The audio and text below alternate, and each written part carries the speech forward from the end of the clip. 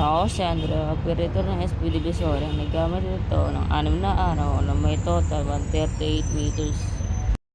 Ito po yung printer head. Ang ulit palit mo sa white, January 26, ang order po, December 2024. Ito po yung capping na may 60% good condition pa po. Head clean.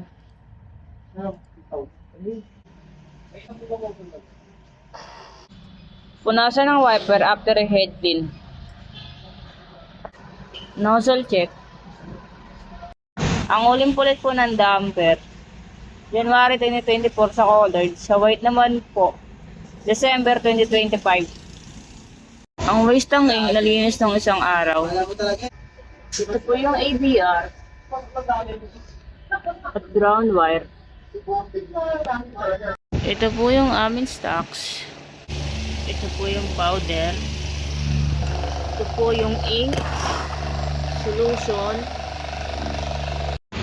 Sa consumables, nag-consume ako ng 2 ink white, 2 sa powder, 1 sa magenta, 1 sa cyan, at 1 rin sa film.